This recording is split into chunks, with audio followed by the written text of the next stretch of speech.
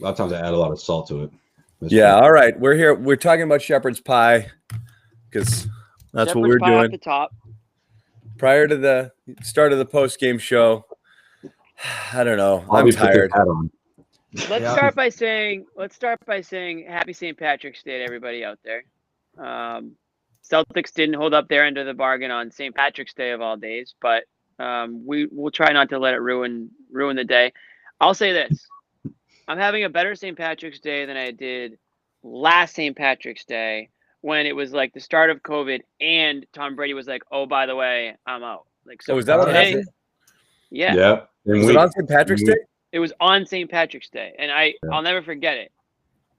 I'm not going to get into it, but I'll just never forget how bad that day was. But today's better. Celtics couldn't hold it up on their end, but we're moving on. What do you guys? Do you want to start at the beginning or start at the end? And want to just skip the game? Well, the first half was a disaster.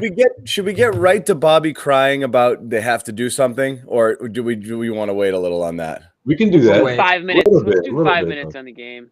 All right. Let's start at the end. Again, the end matters. It's hard. Look, I don't even know. I mean, they clearly didn't come out to play, and they were just sleepwalking. I thought it was clear. I felt like they read the articles written about them last night, and like they tried to play. I don't know what they tried to do, but they jacked a ton of threes, and I know that was a criticism that they weren't taking enough of them, and it looked like they went out of their way to take a bunch of threes. They just weren't really falling.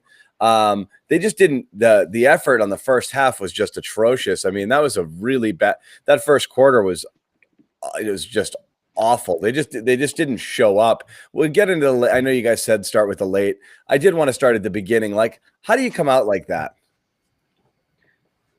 A little tired, maybe. I mean, I know that's like an excuse, obviously, but it was the second night of a back-to-back on the road. No Kemba Walker. They stink to begin with. What else? Again, slow start from Tatum and Brown, right? I mean, isn't that what it always comes down to? I mean, Tatum was on fire there late in the game. I mean, he was all-star Tatum, but again, it feels like it takes these guys a half to get into the game. Yeah, I mean, Jaylen did it in the third, Tatum in the fourth, but nothing in the first half. I mean, they can't shoot, they can't shoot and they can't defend, so you can't come out and play with no effort. But go ahead, Josue. No, I think you can say that, but also, I mean, let's face it, and I don't know this anonymous player that said it. I mean, Goodman had the scoop, right? Like these guys have a target on their back, so I think when teams see Tatum and Brown struggling, they just get amped up. I mean, listen, Collin, Sexton, Darius, Garland. I'm like, these are two proven scorers, and you don't think they've done their homework? I mean, let's face it, this isn't the first time back. Guys in the backcourt have gone nuts against the Celtics, and you get that opportunity in the first quarter, and I just think they just not listen. Teams aren't afraid of the Celtics. I think that's what it is. So if the Celtics don't come out with that intensity on defense, then they see the green light and they go nuts, specifically on the road, and especially when you have top-notch score. Well, okay, listen, we're not gonna call them top-notch scores, but I mean they'll put up 20 a night any given night, and when they see the Celtics and Jayson Tatum, they see an opportunity to prove themselves. And I think that's what we saw. I mean, listen, yeah, they got out to a slow start, Tatum and Brown, but also let's not forget the fact that the Cavs punched them in the mouth and they grabbed that lead quickly. And they had a steady lead throughout most of that first half. I mean, they were comfortable out there. The Celtics don't make teams uncomfortable. That's the problem. Yeah, they don't get out in transition enough. I think quite a few of their problems stem from that slow start. So Marcus Smart had to end up taking most of the offensive responsibilities throughout this one. And we often see how that goes. It got them back into it a little bit late, but it wasn't a recipe for success. And I thought once you get behind on the offensive end, you lose some of that defensive intensity. So both their issues on both sides of the floor leaked into each other, specifically for Smart, who I thought was so bad defensively in this one, getting torched by those guards who can be great on some nights. I think those guys have potential, Sexton and Garland, but the ceiling's not massive for either of them. I don't see Lillard or high-level guards for either of those guys. They're quality guards. They're inefficient. They shoot in the low 40s. They're 38% three-point shooters, so sometimes they can go off from that aspect. But the defense wasn't good enough tonight, and a large part of it was because they were jacking so many shots. They weren't moving offensively. They were missing a ton of shots, so they were giving feed outs for Cleveland to get out in transition. And as they've done all season, they gave up points in the paint after points in the paint. Look, the stat of the night is the Jays took 50 shots, okay? They were 5 for 23 from 3, okay? Just inefficient offense, okay? They're just jacking threes, and they just didn't hit. Missing free throws still. Everything. A couple games ago, they did that as well. That's those are the stat lines of guys who put up 20 something on losing teams. That's what you see, and those are loser stat lines. Okay, and they both. And it's unfair. I mean, again, they played well against Utah, better than they did tonight. They both played not great tonight, and they just jacked a ton of shots. They didn't go in, and that's what you have. I mean, I didn't think they shot awful. They had it just really, really cold in the first half. I mean, obviously, yeah. I mean, if you look at the 2 3-pointers, Jaylen Brown was 2 for 10. So obviously, that's horrific. But aside from that, I wasn't like, oh my God, these guys are. No, you're damned if you do, damned if you don't. If they pass to people, we're like, what the hell are they having Grant shoot for? They're screwed. They're screwed. We want them to shoot, but if they're not shooting 40 to 50%, then a game like this happens. Especially if you're not playing defense that you're capable of playing. It felt like in the second half they came alive, but I give credit to the Cavs. They didn't, they didn't give up. They kept hitting big shots too, and they were aggressive, and Sexton got a little bit going there later in the game once he was quiet for a bit. So I mean, you give a bad team hope, they're not really a bad team anymore, and that's kind of what the Celtics did and what they've done. Let me ask you this, for anybody. I understand the conundrum here with the Jays is, of course, we argue when they don't. I mean, we blame them when they don't shoot. We blame them when they do. They're in a tough spot. But I don't know if they understand the concept of making your team better in terms of that's kind of what it comes down to. It's one thing to say to just decide to not shoot on this possession versus actively trying to work other people into the offense. Do you think when those guys have the ball that their primary thought is, how am I going to get the ball to somebody in a scoring position on this play? Or they're thinking, how am I going to get mine?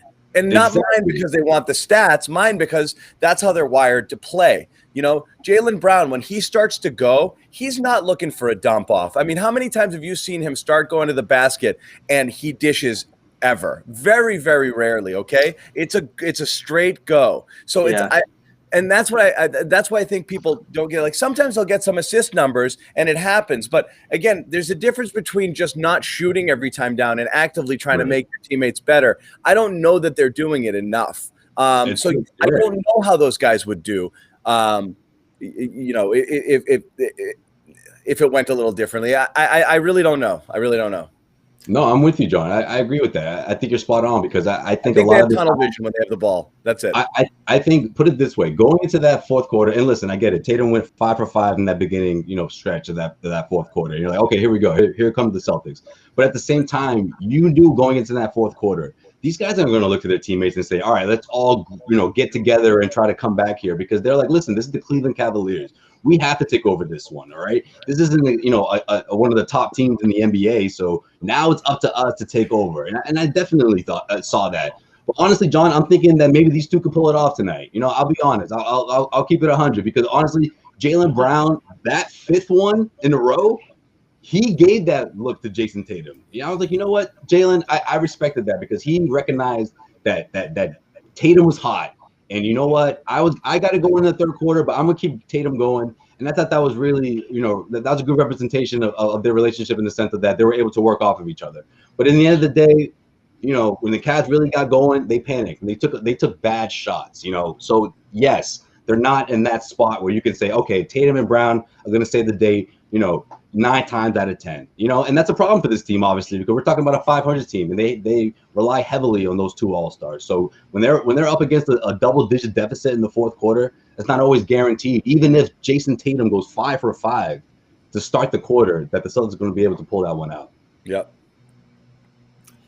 Yeah, I think the offense is kind of set up for those limitations that they have in those games. It's a ton of isolation, it's a ton of direct action, and you see Tatum and Brown get most of their assists off either kickouts in the lane when the defense collapses, or maybe some rolling bigs here or there, specifically when Rob's in the game. But there isn't a high level of movement, and that starts with them, but it also stems from other players who are more stagnant around them.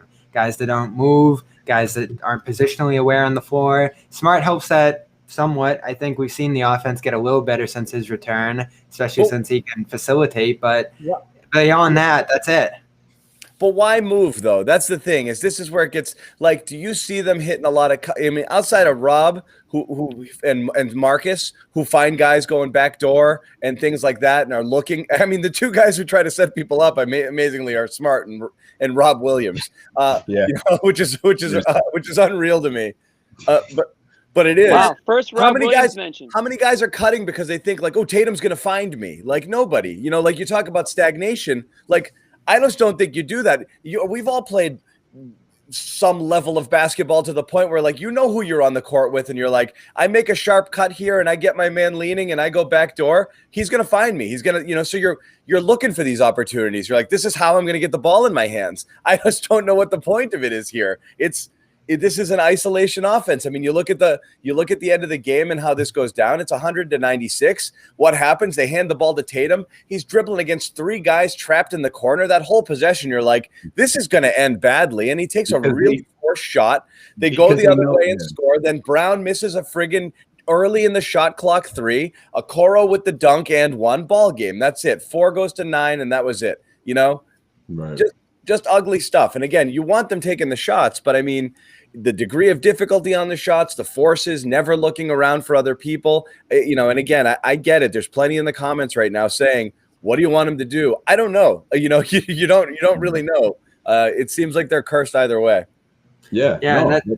That's sort of spot on here, because when you think about it in those situations, I mean, they're not going to look to those guys unless there's four seconds on the shot clock and they're triple teamed. I mean, let's face it, guys, those role players, that's when they're ready to catch and shoot, because otherwise they know that at the end of the day, Tatum and Brown, especially when they're in panic mode, are gonna try to take things into their own hands. They're only looking for their teammates and those opportunities when there's little to no more time left on the shot clock. Yeah, I don't know. People are mad here. People are mad here in the comments. It is hard to blame the Jays. You're not. Again, they're graded on a curve, guys. You're either two stars that can transcend, some mediocre lineups and get your team through tough times, or you're the two guys who get stats on a bad team. You're one of those two, right? Every team has a couple of ball players like this. Not every team, but there's a lot of teams with a tandem of stars right now, and some are able, and some have better supporting casts than others. But right now they're trending towards just being able to just do this with this group and not much else. I know they need a facelift, and I know, Bobby, you're dying for something here. I don't know what makes this better right now. I really don't know. I don't know that one other player standing around waiting for his turn to score. I don't know if that makes it better. Bobby's about to trade a whole bench right now. I don't know. Bobby's about to trade a whole second unit. Get him out of here. I don't know what else you do at this point, because what's going on right now isn't working. So we can have that discussion again later, but it's one in two directions at this point. You either free up younger players on this roster for more opportunity, more minutes, and hope that they can fill those roles better, or you consolidate minutes of a Grant, of a Semi, of those guys who, again, fairly empty minutes tonight, especially Semi in that starting lineup. That starting lineup, I know going into the game before this, that had actually been their best lineup that had played at least 20 minutes together. They were like a plus 36, but you didn't see it in that game. Beyond that, Kemba, you see the importance of him every single night he misses. Yeah, you just don't have reliable options. It's not, Bobby. It's no. I mean, and again, I know everybody's mad that we're criticizing the Jays. What Joe Sway said earlier, alluding to the Goodman comment. That's part of this. That's the story right now. When you don't have Kemba out there, you really have no one. The pressure is all on those guys to score. It is not. I'd love to see the numbers on the Kemba back-to-backs for what the Jays have shooting percentage wise, because it's so easy to key on them. They're gonna take contested shots. The entire defense is focused on them, so it's always going to be harder in these games. Always going to be harder because you know, with Kemba out there, you usually have 2 scorers on the floor at any given time. Here with these guys, they've just got to carry the water. And they did in a couple periods. Like I said, Jaylen in the third, Jayson in the fourth. But all game long, all the focus is on them, and there's no other options. There's no options out there. Yeah, I was going to say, let's not forget Kemba Walker didn't play tonight. So they probably win that game with Kemba Walker, but it just goes back to the fact that they're just not a deep team, and they literally need every guy, like all hands on deck, in order for them to compete, even with teams that aren't even playoff teams, right? So that's why I've been saying that I don't think, you know, just bringing in a depth guy is worth, you know, all these assets, because I just don't know. I just don't know if that's enough to put them over the top. Well, I do know it's definitely not enough. Yeah. So, yeah, I mean, everything you guys said is on the mark. But yeah, I'm not gonna necessarily criticize. I'm not gonna overly criticize them, but I will say that their inconsistency starting games has become a real problem, because, I mean, what was it, like 18 points, I think, coming out of the first quarter, and, you know, it's just not a good way to set the tone. You know, you want to sort of like punch a bad team in the mouth early on. Like, you don't want to get their hopes up and get them in a little bit of a groove. I mean, you know, looking at the Cavs roster, I mean, they had guys performing tonight that, you know, it's just typical. You know, that random dude goes off against the Celtics. I'm not saying it was to that extent, but I mean, a guy like Garland, for example, 25 points. You know, and he was this is the worst. They got lit up by the worst offense in the NBA. Oh right. God. You also get it's 15. You know, it's amazing. It's amazing. Yeah, and they let it happen. I mean, that's the thing is, you know, there's no denying that, you know, the Celtics talent-wise, at least at the top, absolutely murders the Cavs. You know, and this is where it's getting frustrating. They have the talent to defend, don't they? I mean, this is all belief and commitment to that end of the floor. There's not. Well, Kemba is the only guy you would look at and say there's a weak link defense. Well, the Jayson. Yeah, I was going to say, Bobby, he's been the one that's been crushing on that. He's the one. Yeah, he has the most commitment and attention to detail. Smart, Brown, and Tatum. The Jays have progressed horribly on defense. They really have. Brown is horrible. Is that a superstar thing? Is that a superstar thing? That's what worries me now. Is like great. That's what I hate about that. I hate that. It all goes back to Thompson's comments. My least favorite comments of the year. That we're playing for something bigger. You know, we don't come out and put all that. He started naming teams like Detroit, Sacramento that, you know, are putting all their energy and effort into these games to knock them off, and it's like that's what it takes in the regular season. Jaylen's effort and ability on the defensive side has been rough. I mean, I remember yesterday there's a couple times where he's up on Mitchell, and Mitchell went by him like he was standing still. I mean, embarrassing breakdown. You saw that stuff with Smart tonight. And Smart too. I've always said this about Smart. Smart to me is an opportunistic defender, but he's not a great one-on-one defender, and he's not great keeping quicker players in front of him. That's not his thing. That's not what he does. He's sneaky. He's got quick hands. You know, he can trap. He's smart. He's heady. He cuts off passing lanes. He does a lot of good things. He is not he fights through screens. He's tough, takes charges, all of that stuff. He does not keep quick guys in front of him. He can't do it. You've been saying that for about 2 years now. That's true. Yes, it's accurate. It's accurate. It's accurate. I think he's way overrated. He does a lot of great things defensively. He's not a great one-on-one defender. He's not a slap the floor and let's go. I got you sort of guy. It's just not his thing. Neither is Jaylen, and he should be. With Smart, I always think it's more the intensity, it's the attitude, it's the effort, it's the, like you said, like, you know, whether it's taking a charge or getting in the middle of breaking up a screen. You know, it's like the annoying. Aggravating things that scorers can't stand that he does, to the point where in that fourth quarter he gets under your skin. But yeah, I'm with you though. Pure staying in front of someone or one of the quicker guards in the NBA, in an open space, it's not great for Marcus. So I did some rapid fire research on those Kemba situations when he's out, and they have lost 5 straight in those situations now. Hey, there you go, Bobby. And you're just about right. So tonight it came down to 11 to 24, 11 to 26. So they were just under 50%. But that Atlanta blowout, it was 20 and 37%. The first Atlanta game that they lost at home, it was 52 and 30, a little better. But Pritchard plays a lot in that game. Detroit lost the Sadiq Bey game. It's 52 and 41, not bad. But Pritchard plays a lot. And then that Sacramento game, 38 and 42, not great. It was Tremont Waters on the ball in that game.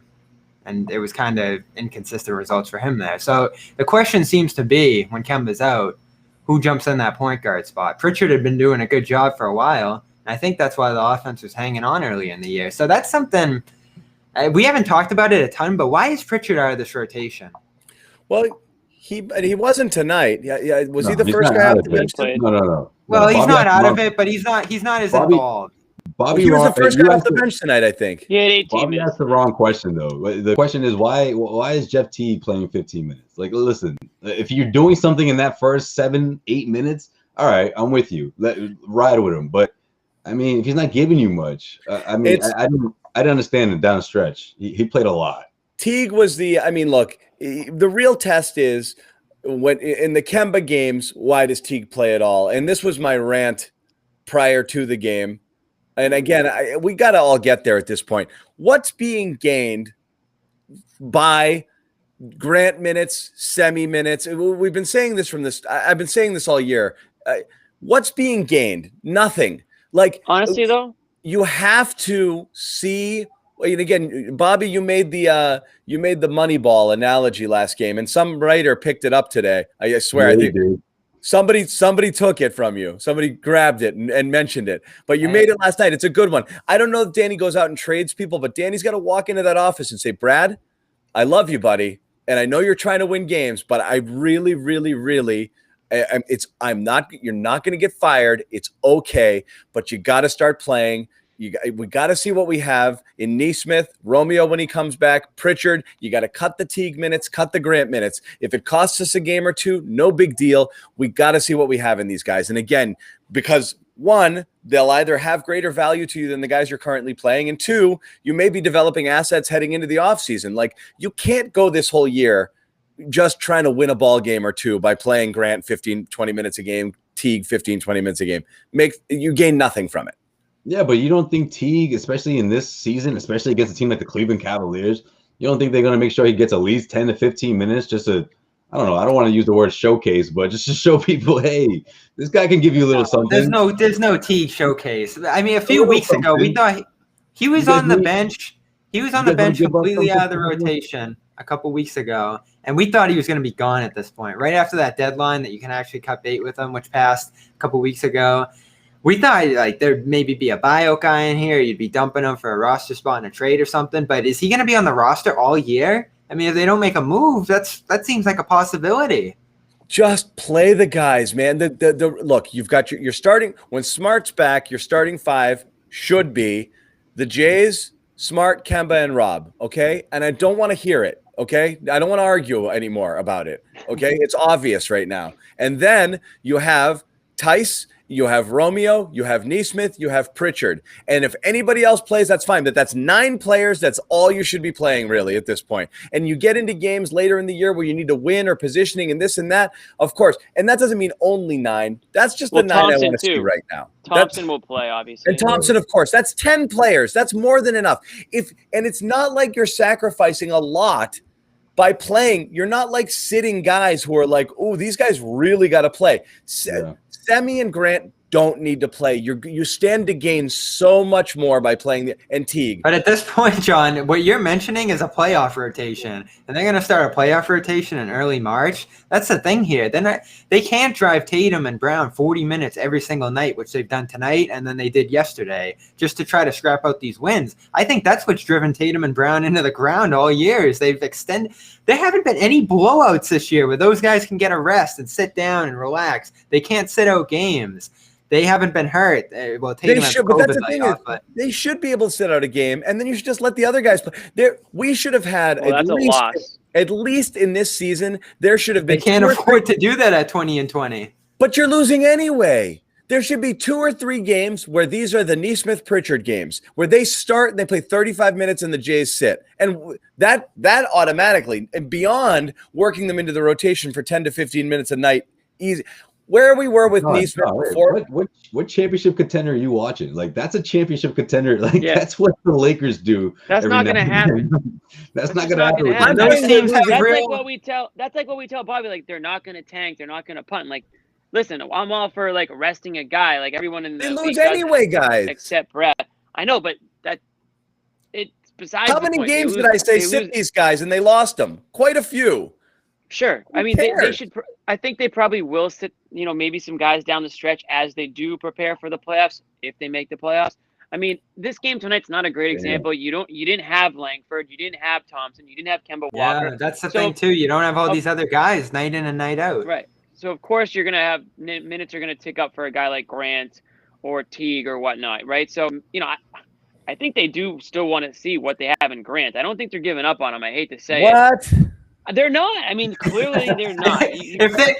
There is no option for you guys. You guys hate every single option. And I guess it's fair because there's no great option for this team. Are we wrong? If they're going to stand pat like you guys want them to, Grant's going to start playing a lot because he's going to need to be part of that rotation. Okay, I'll ask you this now. Was PJ Tucker worth a first-round pick to you?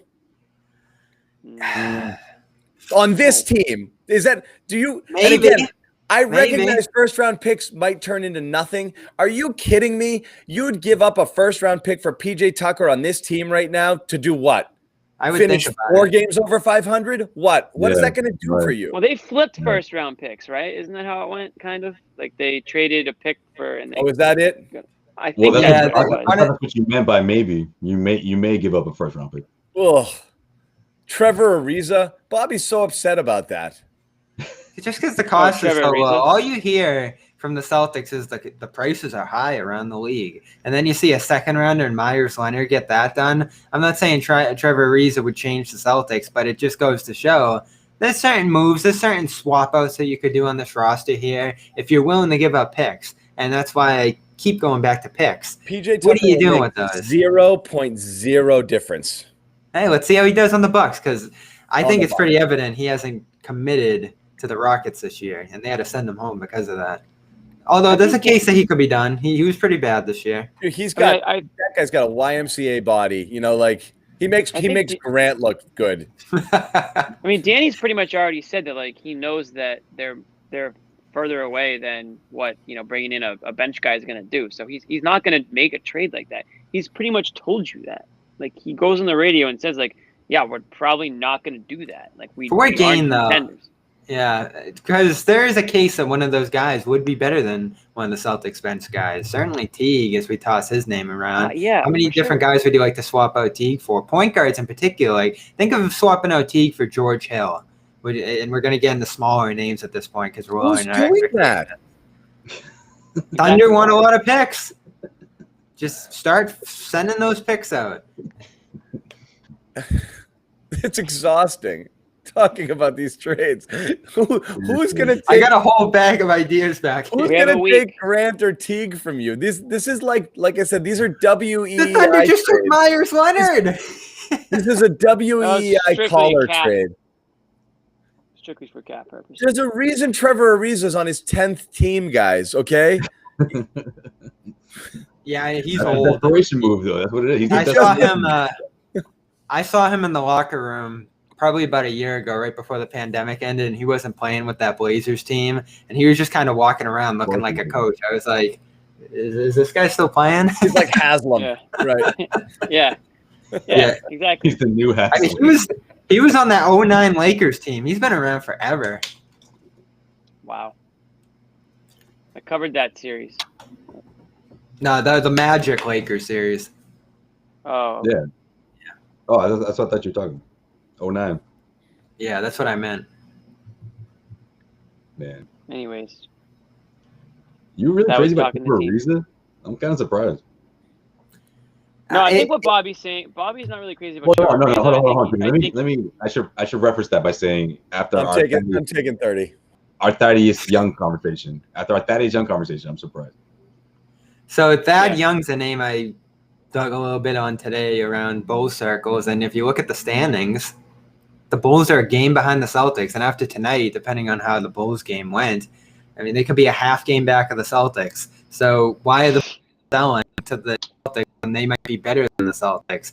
I mean, particularly offensively, the Bulls have a top 10 real deal offense. They fully believe they're going to make these playoffs with Billy Donovan in there and Zach LaVine playing at a near all-NBA level. So Thad Young train might be dead because the Bulls might be better than the Celtics. Right. I mean, when those Thad Young rumors were kind of coming around, nobody was anticipating the Bulls and the Celtics like flipping, spots, I guess, in the standings, right? If the Bulls are all of a sudden going from a pretender to a team that's trying to make the playoffs, then, maybe you're right. Maybe they're not trying to be sellers. Maybe they are going to stand pat and try to build something. Let me put this in perspective right now, because this is where the Celtics are. They are tied with the Hawks for the 6th seed. So they're in the 7th seed with the tiebreaker. And they're a half game up on the Knicks, who are the 8th seed. And then the Bulls are just a game and a half back. They end up losing tonight. So they are legitimately on the edge of the playoffs. If you're that 7 or 8 seed this year, right, you're playing in that play-in round. So you might not even get into the playoffs if you're in that 7 or 8 seed. That's where this team is right now. Look, right now, I'm not going to get hung up. I'm not going to get too hung up on like a game or two. I mean, it's ahead of you, and they're the 4th seed. So, I mean, really anything can change. But your point being, there's a lot of teams sort of with a chance to make these playoffs. So you might even have less sellers than you typically would. I don't know. I mean, even the Cavs. I mean, as bad as they are, they're not out of the playoffs even. They're further out of it than some of these teams. Yeah, but Bobby, 4 like games back. A week ago, the Heat were like 11th. Yeah, no, you can turn around, but I don't envision that being the Cavs. I don't envision that being the Wizards. But there are teams like the Raptors, like the Bulls, who you could easily see making the playoffs. And at this point, like, I don't want to go here, but could those teams overtake the Celtics? Yes. Do we have to start thinking about the Celtics maybe not making the playoffs? Is that a possibility here? I think that's a conversation we'll have after the deadline, after the trade deadline. Definitely a possibility, though. I mean, think about it. They're one injury away from being. They're a legit injury away for that happening. Yeah. John's like, what did I walk into? What conversation? At that point, what happened? And what's the difference between making the playoffs and losing in that play-in round? Another Aaron Nesmith. Yeah. Another 14 pick and another shot at a Nesmith type player. So right now the Celtics would be picking 16th. So they can start sinking below that. That's a James Young. Everyone pay very close attention to the March Madness starting tomorrow because I only watch when the Celtics have a good pick. Right. Here we go. You might have a better pick than you think. All right. While I was gone, I did check in, and Rob Williams' leg has not fallen off despite the minutes that he played tonight. That's what's up. How was the knee? Was it a knee injury tonight? Shocking. I don't know. What did it look like to you? It was the hip, right, Bobby? Weird. Brad was fine putting him in. It looked like a little hyperextension situation, but he seems fine. Yeah, he got back in there and played the closing stretch. Not only did he seem fine, can we just appreciate that stat line again, real quick? 13 points, 14 rebounds, 3 assists, 4 blocks. It's actually 27 minutes. That's the second most he's ever played. Second most of the season. Are you guys happy yet? Because this is it right here. This is what you want. It's not a matter of happiness. At this point, Bobby. I was happier, yeah. I was. Who would not be happy with this for over 30 minutes? Like, what? Right. What more can the guy? I mean, he literally is almost. I mean, what more can he do? That sequence there when he was like freaking Ed Reed playing free safety, when he was trapping and then releasing back towards the basket and picking off passes and blocking shots. Who have you ever seen do that before? Who does that? Was like Joe Russell. That was unbelievable, that stretch. Unreal. Belichick would be like, oh my God, he was unbelievable. Just the awareness to be able to jump out the trap to get back in the play. I mean, that was unbelievable there. Everything they did, the block shots, the assists, again, big down the stretch too. I mean, he had nice hands at the rim. I think we all got to pitch in, and we're gonna all pitch in and get John a Time Lord jersey. Put Time Lord on the back of it. I'm sick of playing the game that we fight over that, because I do want to legitimately give him some props for the strides that he's made, and that's rebounding. He's one of the best permanent rebounders in the NBA at this point. I didn't think he was that good of a rebounder last year, and particularly his rookie year. He didn't box out. He was just always going for the ball. The traps, there was a great trap against Utah, and then once they started pressing tonight, he was so active in space. So he's not just that rim protector anymore. He can get out and defend some shots. I thought he got out to the corner well tonight, and you're starting to see the things that make him such a great defender at this point. So it's great to see him getting more minutes. It's great to see him earning more minutes and trust and all that stuff. And this is just what keeps creeping with him, and I know it has nothing to do with the injury concerns, but the minute he hits his season high, he takes a mean spill, and he's in the locker room for 5-10 minutes. There's just all this injury stuff around him that gets so concerning once you finally start to unlock the promise of him. I'm thrilled he came back, because that was legitimately scary when it happened. Yeah, I mean, it's like at this point, it's hard to say oh, he needed to play more in order to win. I'll continue to be baffled about any hesitation. I mean, Tice played less than Rob tonight. Tice couldn't have had less of an impact on tonight's game. I mean, it's three fouls, 2 turnovers, and 0 points. 1 field goal attempt. I mean, I every night we see like this, I'm baffled why it continues to be a conversation. You have a guy who literally looks arguably like the best player on the court at times, and we're arguing about whether are we playing him too much? Play the F out of him, man. Like right now you're dying for impact players. So I mean, you want to win, right? Yeah. Every time you see glimpses, it's great. But this isn't an I told you so Rob game. It's just another wow, this was another really good Rob. You're just seeing more. You're seeing him do more and more things. And he's threatening. He's not there yet. He's threatening to start posting guys up. You see him kind of looking for it a little bit. He's trying to catch. He's thinking about going to the basket a little bit and just going up and over with a little baby hook or something. If he gets any of that, almost there, any of that in his repertoire, and an absolutely just quick trigger on a 12-foot baseline jumper, if he gets it out there, that's going to be really interesting to see. Those are the next steps of offensive evolution, where he's not just waiting for lobs and rebounds and stuff. The first Rob post up. John got goals for Robin already. He's setting goals. He might be tradable now. Wow. They make it into an NFT. They make it into an NFT, and it goes for $10 million. The first Rob post up. Yeah. So I saw that against the Rockets. So he was catching in the post, turning and dunk. It was kind of like a Dwight Howard post move, but it worked, and he was able to dunk on a few guys with possession plays in the post, and that's something I had never seen from him before. So I see that as well, John. The passing is through the roof. His passing is, frankly, the most impressive thing about him. You wouldn't expect a guy who plays his role to be able to dish in the short roll. He's a daring passer too. Really tight windows. I mean, he's a very clever guy. The way he sees it, he tries to squeeze it in. He even had one in the second half that resulted in a kick. But again, he sees that little seam or a little lane, and he's like, I got it there. I mean, I'm not saying Walton yet, but I mean, that. He's a really, really good passer. Yeah. Tough thing is they lost his minutes by 13. So this is all I'm pushing back on. It's all I've ever pushed back on with you guys with him, because I love him. There's nothing to hate about this guy. He is a joy to watch. He's a substantial prospect. He was the steal of that draft probably at 27. But I just never believe that if you push him to 30 minutes, this team suddenly becomes like the 2 seed in the East, and it's the only thing wrong here, and that it's the most obvious move that they can make. But Bobby, we just want to see him progress. Like John wants to see him check those boxes. And play with the starters. Run with the ones. Okay, what happened yesterday?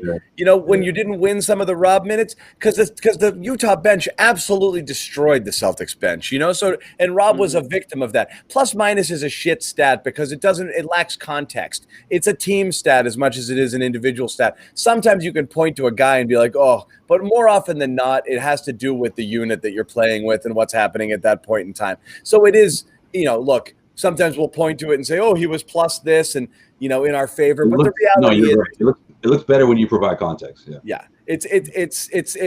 You need context with that stat. There's no question that Rob's impact in his minutes is substantial. I don't care if he ends up a minus 13 in this. His minutes were. Well, it's just my impactful. point that once he starts playing higher leverage minutes against better players, with that starting unit in particular, is what we saw against Utah. It unlocks them. It unlocks their. Well, it unlocks them, but it's not going to be the most overwhelming impact anymore. And where you started to lose a little bit with him, since they've been mixing and matching the bench, is him and Pritchard had a pretty good thing going on with that bench unit against opposing ones, and him and Smart haven't completely been able to replicate it in the Utah game. And then tonight, Pritchard's sharing minutes with Teague a little bit. So they don't have consistent lineups, and that, I think, hurts everybody involved. It's not a necessity, but I never think it's a good thing. They can't commit to anything on any given night. Personnel's missing. Guys aren't reliable. It's tough. Another reason why I think we want to see Rob, and I think why a lot of people want to see Rob, is when he's out there. I mean, and this is one of the questions I had about him going into the season was, is he checked in? Is he fully invested? Is he going all out? This season, I feel like he has been. I mean, I'm seeing a lot out of him. Not this just was a really good week for him, but mentally, and like honestly, that I think that's the issue a lot of fans have with this Celtics team is there's not enough of that. There's not enough guys who look fully engaged for 48 minutes or for the time that they're out there. That's my takeaway for one of the reasons why people want Rob out there. And in a game where Kemba Walker isn't out there, to me, Kemba Walker is the leader of this team. He sets the tone.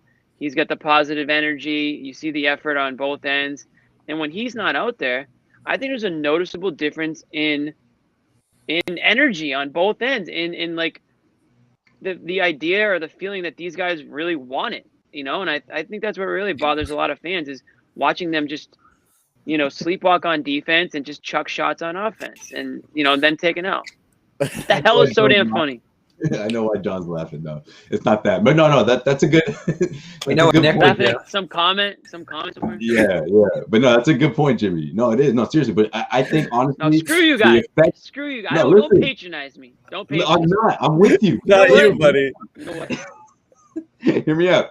The difference is that with Kemba's out there, you're putting teams' defenses on their heels. Like that's the difference. I mean, whether he's killing it or not, and more lately. He's been killing it more times than he was before when he first, came back from injury. But when he's attacking the rim, when he's pulling up with that 3-point, it puts the defense in a space where they're not comfortable. And I think a lot of the times that's when Jayson Tatum, whether it's Jayson Tatum or Jaylen Brown, they get better looks that way in transition, and the offense flows better when Kemba's out there. No, I get that. To me, it's sometimes it's the effort, or it's like the sulking, and it's just the not playing defense. I think it's a little contagious, and Kemba does lead the team in smiles and may even lead the league in smiles on top of it all. Well, the tough thing about Kemba, the smile stat. Kemba's been so limited all year, whether it's these back-to-backs, so even the fact that he can't run 39, 40 minutes with Brown and Tatum on nights like this.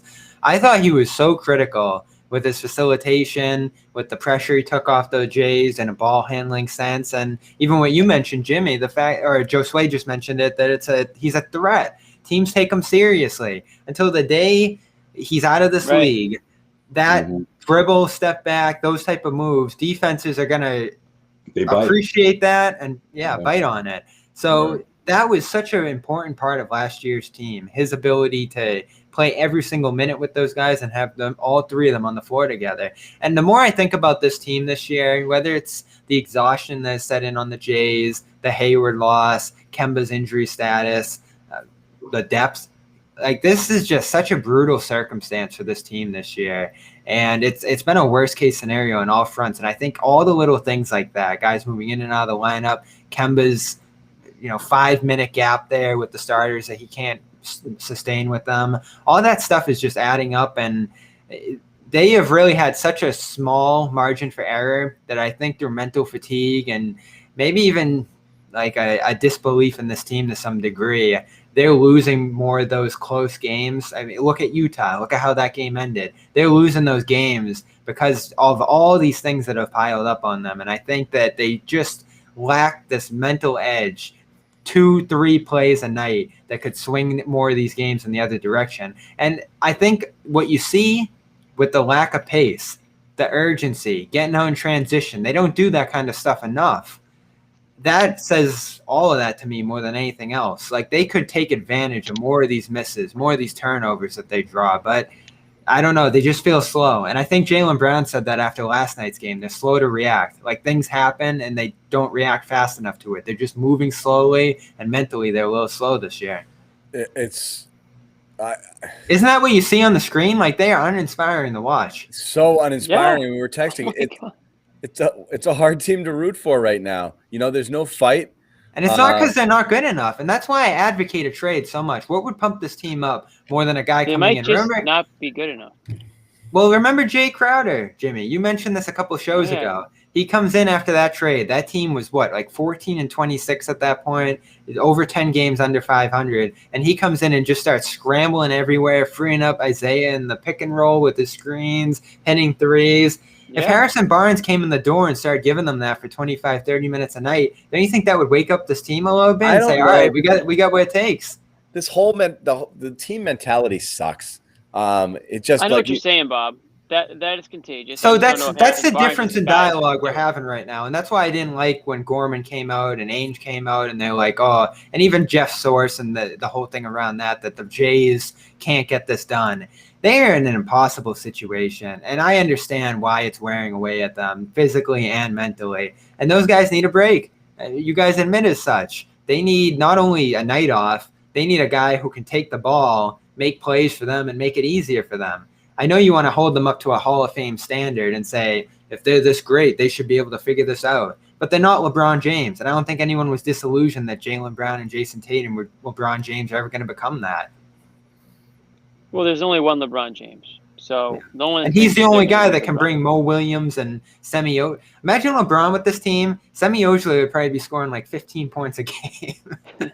LeBron would carry this. The Celtics would be in first place in the East if LeBron was on this team. He's done that with the Cavs multiple times. And again, we're not comparing anybody to LeBron, but I mean, no, it's again, I every time we have this conversation, and you're critical of the Jays. It's only because the standard's high. The standard is high. We keep saying it.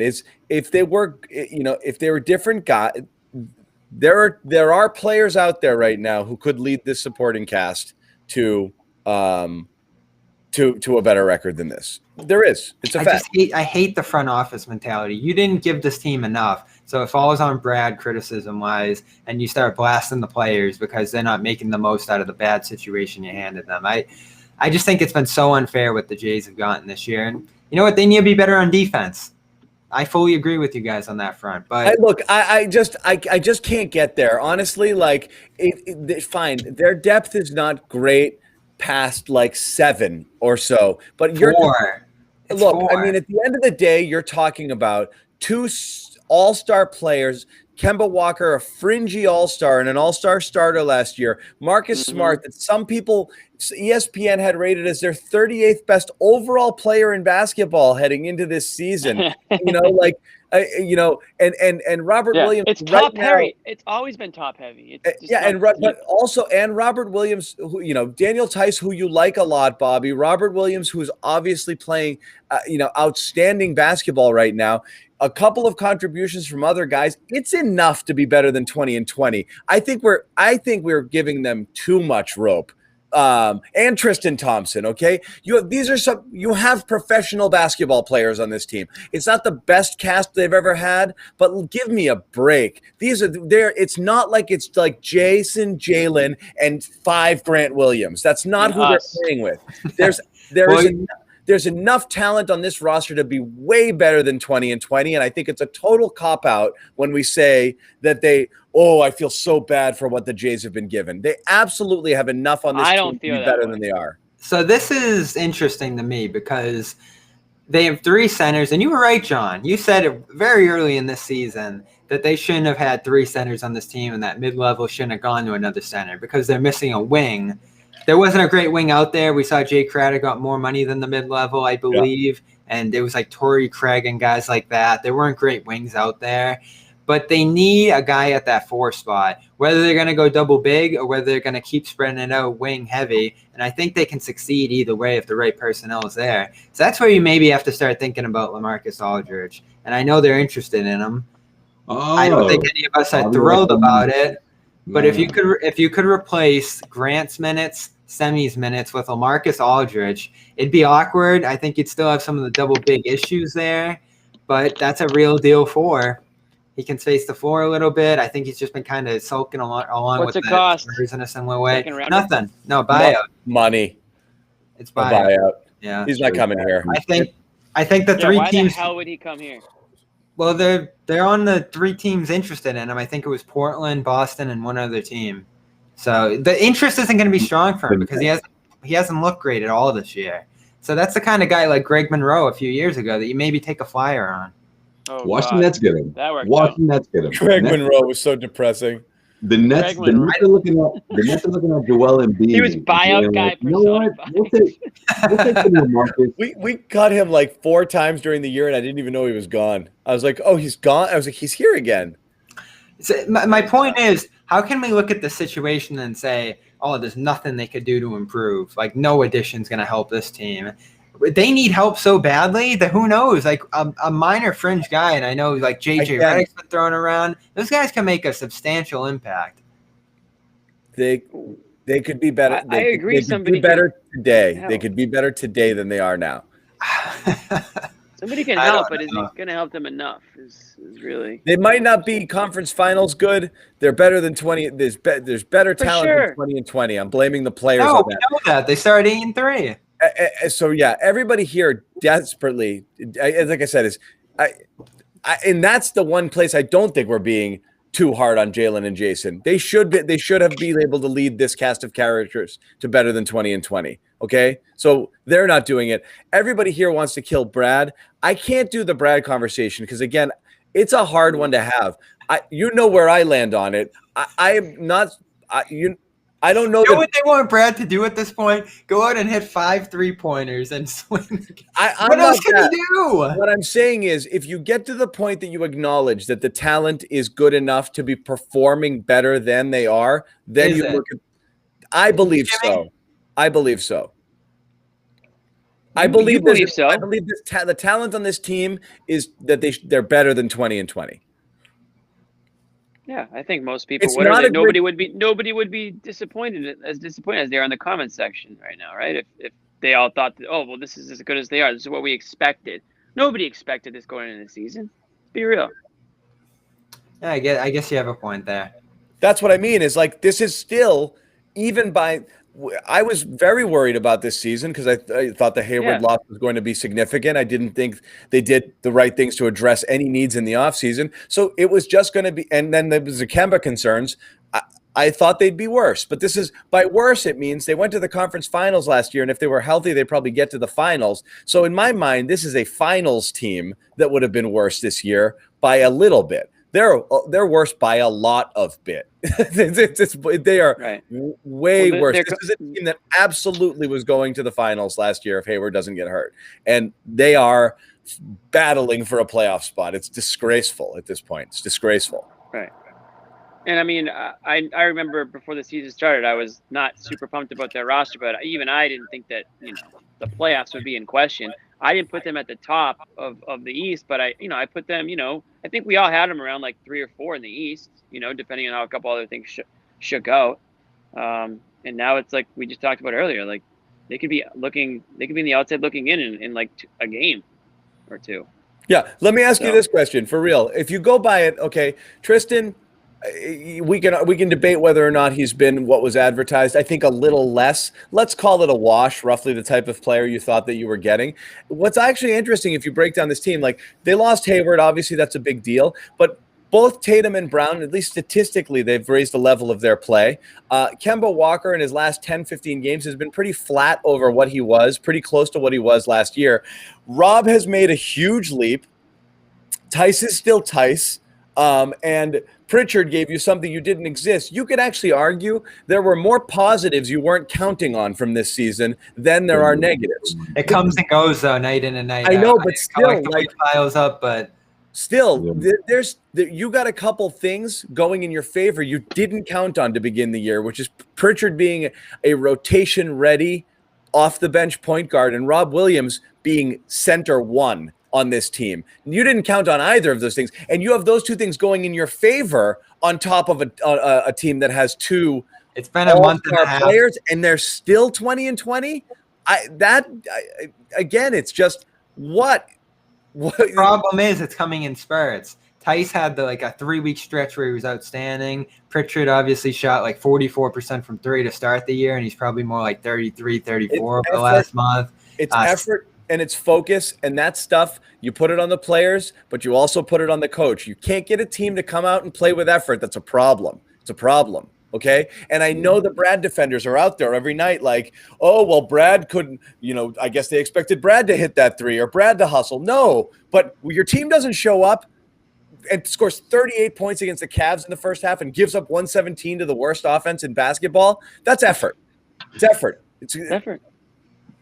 That looks ill on the coach when your players come out there and do this over and over again, right? Yeah.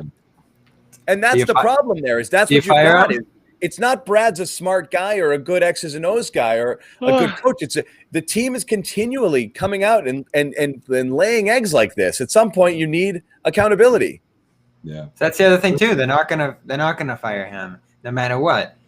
So that's another area of stagnancy. Maybe that would change things. I don't believe it would, but if you really think that would nail this team and get them going, I don't know. But you're starting to look, you want to put your finger on what's going on, and when you see this, you get frustrated.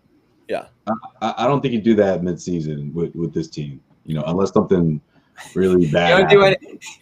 You don't do anything this season. You don't do trades. You don't change the coach. You just go to, how many games are they playing this year? 72. That's what, 30, 36 and 36. That's where they're gonna finish. Sometimes the best plan is to. Sometimes it's just look. No general manager is going to come out and tell fans who you want to pay to. In a normal world, you want to pay to go see games and you want to support you and you want to care. You're not going to tell them we gave up on this season months ago. But the reality is they might have given up on this season months ago. And that happens. Mm-hmm. This absolutely is a thing in sports. They assess the roster and they say there's no friggin' way we're doing anything to improve this team. We're riding out the storm and whatever happens, and we're going to reset. And that's part of life. That's part of sports. But they don't tell you that. They're Can you imagine that one owner is just telling Danny, see, yo, I told you Teague's trash, man. I told you. Can you imagine if for 32 more nights we have to do the up and down where Semi hits 6 threes one night and the whole team's fixed, and then the next night it's just furious comments fire. This is why I don't do apology cams, okay? Because one day later I'm gonna want it back, okay? Oh, this season, if they just keep riding this wave, it's gonna be a long ride to the finish. This wave. Because we know what's going to happen. They're going to go 36 and 36 and lose in round one. That's what's going to happen. We can predict it now. Yeah, well, now that the Heat have Ariza, definitely. They better try to avoid that. Forget Ariza. They have to do whatever they can to avoid that matchup. So beyond Ariza, they're 9-1 in their last 10. Yeah. They're getting healthy. Yeah. Jimmy post-COVID, they've been great. Yeah, Jimmy's back. That's what it is. When Jimmy came back, they got good again. And Tatum's still talking about COVID. So when was the last time he said something? I think it was yesterday. Yeah. Yeah. He said he still doesn't feel himself. Yeah. It's not good. And that's another factor in this season. It's almost like the Patriots. Can you put it all on Cam getting COVID? But there was a lot of weird stuff that went wrong with that team that you say it was just not only were there roster issues with that team, but a lot of weird stuff happened, and it was a similar COVID year where you just say, wow, a lot of bad stuff happened this year, and maybe that's just a Yeah. circumstance of all The that. GM of that team screwed up royally too last season. But so that's why I don't like firing Brad, because I think this year is so weird. And I've said this across sports, frankly. I mean, in college, coaches have been fired left and right. Teams are doing buyouts. You look at those situations and you say, this is a weird year. So you're going to make these drastic moves, change your front office, change your coach situation because of a weird year where just nothing's normal, and you're going to approach it like normalcy. That more than anything is why I'm against firing Brad, because I think he has a proven track record over 7 years before this of coaching outstanding. And this year, just because it got wacky, injury struck, COVID hits, they have an awful schedule, you're going to fire a coach over that? It's not. Now, if they miss the playoffs, we'll see. Doc. That would be unacceptable. Doc Rivers. All right, Doc, tell him. Oh my gosh, you got canned. But that's I don't fair. think they're gonna. No, I agreed with we're that. not doing I didn't like the fire Clippers Brad firing thing. Doc. I thought that was a bad move. That was like verbatim what he said. Literally, that was his speech. No, yeah, that was kind of where I Yeah. pulled that from too. Like a lot of people have been talking about that. But And I again, you think know it's what, the truth. Bobby? You know what, Bobby? If Doc lost that locker room, or if they tuned him out, nobody was really saying, "Oh, Doc can't coach anymore." He just couldn't coach those guys anymore for whatever reason, and he's doing a hell of a job in Philly. So again, I mean, you might not have agreed with it, and maybe it felt unfair, and maybe Doc was pissed about it, but I'm pretty sure he's okay with how it turned out, and I'm pretty sure maybe the Clippers probably are too. Got Here's a really the thing. good job. Here's an underrated aspect of coaching, okay? Your coach is the leader, okay? You're there and you're used to things going a certain way. And then one day they're not going that way. And you look around for answers. And when the guy doesn't have the answers, even if it's not his fault, and even if there's nothing humanly possible he can do to conjure answers, and you keep going out there and then you walk off with your head hanging low after losing to the Cleveland Cavaliers, you start to lose some faith. That stuff happens. It's real. You're looking for, like, make this better. You know, do the thing that you do, Right. which is coach and make us better. And when the results aren't better, even if it's really the personnel or a bunch of other issues that don't have to do with the coach, you start to lose faith in the message. It happens, you know, like it could happen to anybody, even the best coaches out there. Like, why does Bill Belichick work? He's an asshole. He's tough to play for and all of that stuff. But at the end of the day, you're rewarded because you're like, wow, he did put us in the best position to win. But when you're consistently playing bad basketball and you don't feel you're in the best position to win, you wonder, is it the You right end up like Matt Patricia. Yeah, right. I mean, it doesn't work. So when you're not, and again, it's not. I'm not blaming him. I'm just saying players sometimes we use the term tune out. I don't know if that's the right word, but sometimes he doesn't make the impact necessary to push the team in the right direction. I don't know if that's happened, but that's a tough phrase. Well, to keep the comparison going with Doc real quick, I just want to get this in there. You know, one of the quotes that stood out to me. One of the quotes. Shut up, Jimmy. One of the quotes that stood out to me, like a week removed, was when he said, "Listen, when the conversation is being had about if the team is better moving forward or how can he fix things, that's when you know it's time to go." So, I mean, I keep yawning. Brad could reach that point at the end of this season. I mean, we talked about that, you know, and I think Brad could be in a space where, or at least Danny could be in a space where he thinks, listen, if we're having this conversation and if it's getting to a point where we're not quite sure or Brad's not quite sure what the next big move is to fix things, then that's a conversation to have where, okay, well, the next step is who's a potential replacement. But I don't know if the Celtics have reached that point. Again, that's an off-season conversation. I mean, we got to see this team through. Yeah, to continue that comparison, More? if you're like the Clippers and you just move to the next guy down the bench. We started it too, right, Jimmy? I don't know. Bobby did. Bobby said. If you just move to the next guy down the bench, Jay Larinaga, what's going to change here?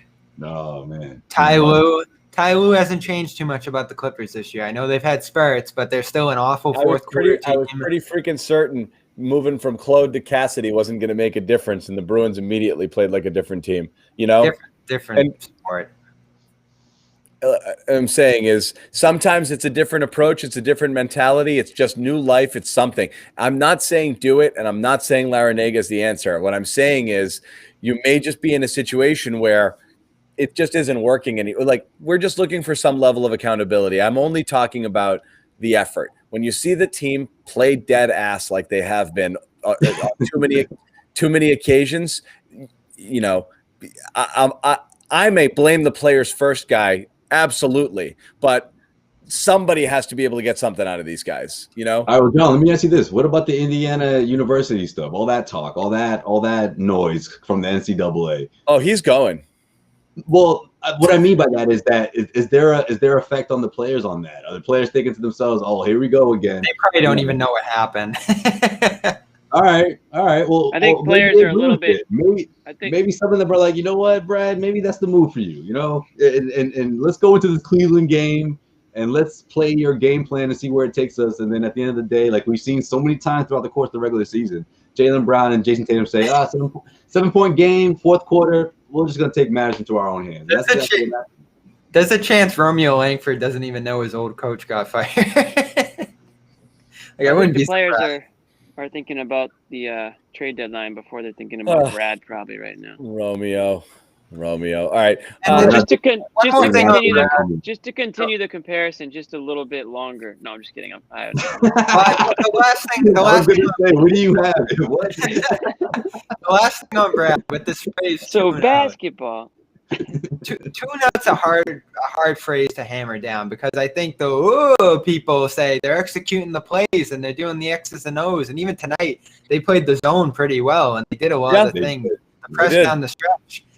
So it's not like they're going out there. 2019, there was a little bit of, and Terry Rozier said that they weren't doing the game plan. They were just doing their own thing out there. I don't think that's the case this year, but on certain nights, are they just like, yeah, whatever, and they tune it out and they're not as committed. I think that's more of a situation we have here where they're not tuned in every night. It's not like 3 weeks ago they said, screw Brad, I'm done with him, and every single night since they've been out on him. I think it's more of an ebb and flow thing. Like Jimmy said earlier, and this is something I always look out for, sometimes it's what people don't say that's a bigger issue than what they do say.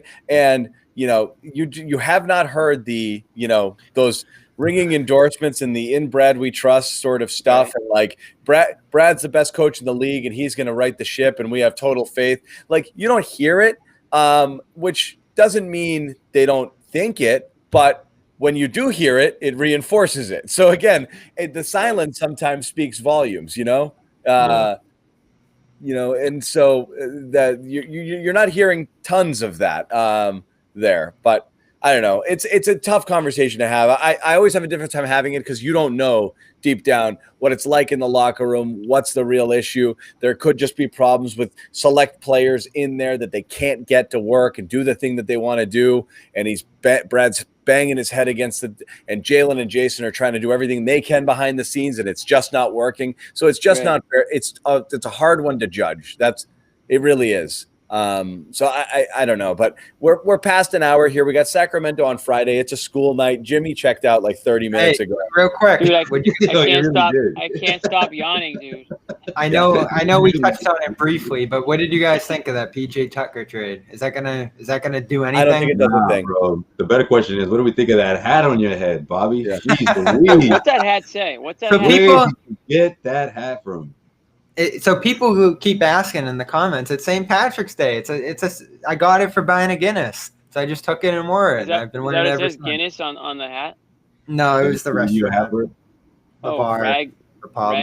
Raglan Road. Yeah. Hey, no free pub. No free publicity. Where is that? Oh, is that in Ireland? Is that in? Wait a second. Is that in Florida? Yeah. Yeah, Orlando, right? Mm-hmm. Yeah, I know my bars, man. Yeah. How did you know my Irish bars? That? Yeah. What? Dude, There's that's an elite. That's five of those across the country. What are the chances you nailed that one right there? That's an elite Irish bar in the Disney World area. Yeah. What's it called? Patties? Like other 27 patties across the country. I got more. Very nice. Couple other. So happy John gives zero fucks about this conversation. No, I hate St. Patrick's Day. No, if it's a Greek holiday, we have to do 45 minutes. I hate amateur hour drinking holidays. I'm a professional drinker. Gotcha. Okay. I'm a professional drinker. This is a professional drinker. Only one guy has been drunk on the show. This is an And yes, you have. It's half that, John, for the people who just wear a green shirt and grab some beers. It's an amateur hour holiday. If you love Ireland, this is the other half of it. But I think I don't think tomorrow's my twin's birthday. It's not the same. I was dying for them not to be born on this ridiculous holiday where they'd have to go out and celebrate it with these friggin' drunken, How close was it? Just hold on, honey. One more day. One more day. I will say that St. Patrick's Day parade in Boston is a mess. You're right about that, John. It's a mess.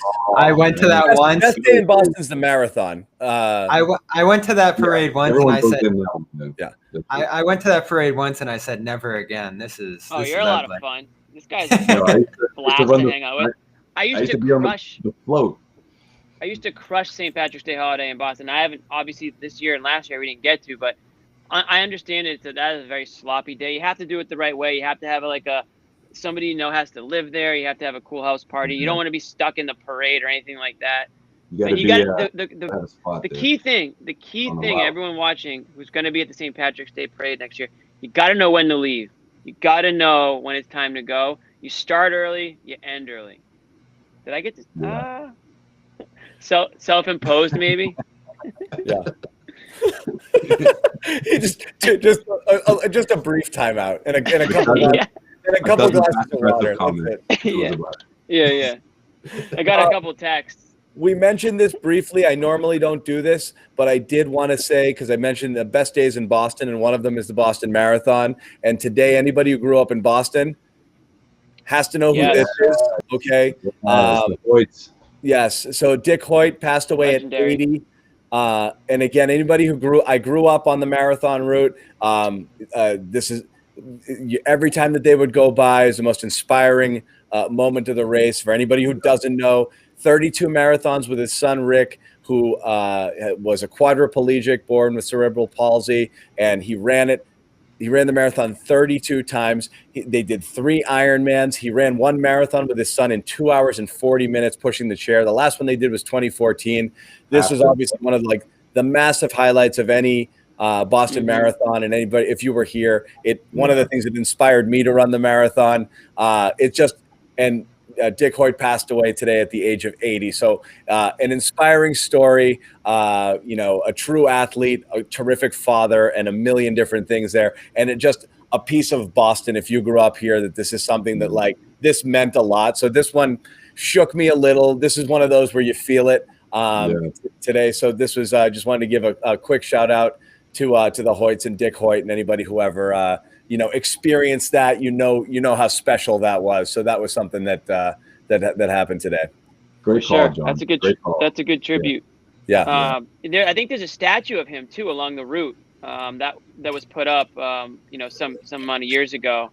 So you can definitely look that up, and I'm sure you can find it. But when they were racing, and I've been to so many. You're right, John. That's the best day of the year. Talk about a marathon for everybody involved, not just the people running. I've had 14-hour drinking marathons, and I've run it. Which one's harder? I don't know. The drinking from 8 a.m. to midnight might be harder than running it. Right. And when they're going, that's one of the loudest cheers you hear. The entire you would wait for it wherever spot you were in. You knew exactly where they were. Exactly. And you would wait for that to happen. And every time you'd get, and I got chills now. You get the chills every time they passed. It was just amazing to see it. Yeah, it's probably the closest thing you could feel. And if you get to run it, I ran in 2018. And it's the closest thing you can get to actually being in a professional sport event because of the crowd. Sure. You get to hear what it's like to be on the 4T Garden and have the crowd going nuts. It's special for sure. Wow, I guess me and Joe Sway have to run it. You down? Yeah, I'm retired. I ran it in 08 and 09, and that's it.